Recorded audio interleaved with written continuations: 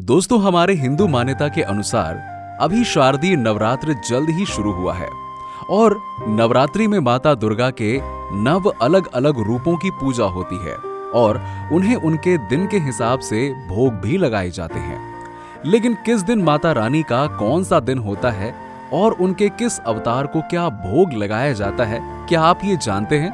अगर नहीं जानते हैं तो कोई बात नहीं, चलिए आज हम आपको बताते हैं कि माता दुर्गा के 9 दिन के अलग अलग रूपों और उनको लगाए जाने वाले भोग के बारे में। अब ये बात तो आप जानते ही हैं कि हिंदू धर्म के अनुसार किया गया कोई भी पूजा और अनुष्ठान तब तक पूरा नहीं होता जब तक कि इसमें प्रसाद ना चढ़ाया जाए और पूजा होने के बाद इस प्रसाद को ग्रहण ना किया जाए। इसीलिए नवरात्रि के इन दिनों में माता रानी के अलग अलग रूपों को अलग अलग प्रसाद का भोग लगाकर प्रसन्न किया जाता है। नंबर 1, शैलपुत्री।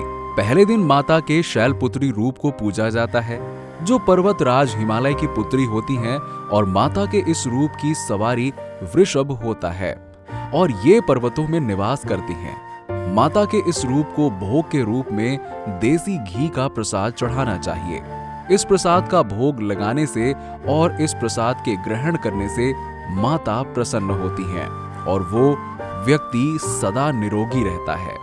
नंबर 2, ब्रह्मचारिणी। अश्विनी मास के दूसरे दिन माता ब्रह्मचारिणी की पूजा की जाती है। देवी के इस रूप को त्याग और संयम की देवी के नाम से भी जाना जाता है। ऐसा बताया जाता है कि माता पार्वती ने भगवान शिव से विवाह करने के लिए कठिन तपस्या की थी और ब्रह्मचर्य का पालन किया था, जिसकी वजह से माता के इस रूप को ब्रह्मचारिणी का नाम दिया गया। इस दिन माता ब्रह्मचारिणी को चीनी का प्रसाद चढ़ाना चाहिए। नंबर 3, चंद्रघंटा। माता के इस रूप की सवारी बाघ की मानी जाती है और माता के इस रूप की आराधना करने से ऐसा माना जाता है कि इससे मन को शांति मिलती है।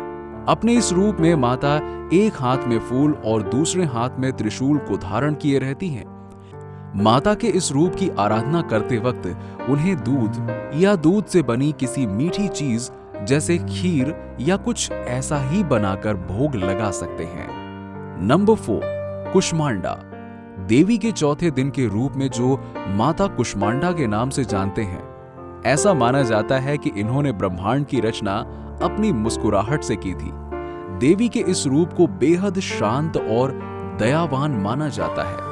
इनके इस रूप में माता को कुल 8 हाथ बताया गया है, जिसकी वजह से इन्हें माता अष्टभुजी के नाम से भी जाना जाता है। इस दिन माता के इस रूप को मालपुओं का भोग लगाने से माता प्रसन्न होती है। नंबर 5, स्कंद माता।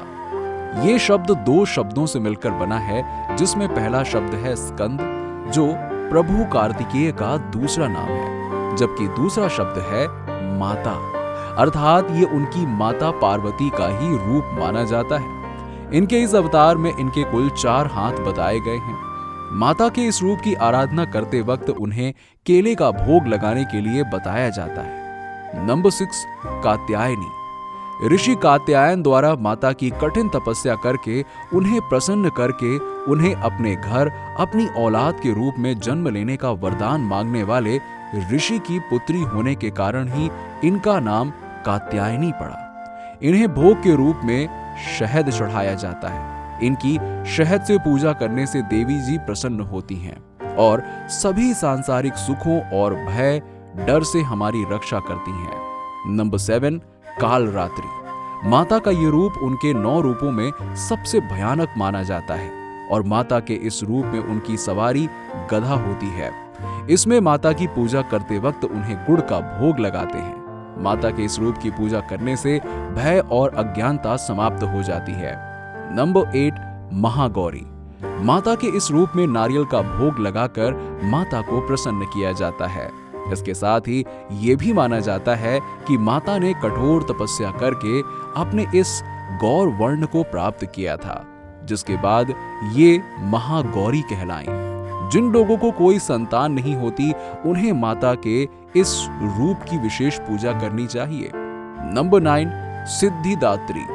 माता के इस आखिरी स्वरूप को सिद्धिदात्री अर्थात सभी सिद्धियों को देने वाली कहा जाता है। माता के इस रूप की सवारी शेर होता है और नवरात्रि के आखिरी दिन माता के इस रूप की आराधना करके उन्हें तिल का भोग लगाना चाहिए। माता के इस रूप की पूजा करने से असंतोष, आलस्य जैसे दुर्गुणों से छुटकारा मिलता है। तो क्या आपको ये सब पहले से पता था? तो हमें नीचे कमेंट सेक्शन में कमेंट करके जरूर बताइए और वीडियो अगर अच्छी लगी हो तो इसे शेयर करें और लाइक करें।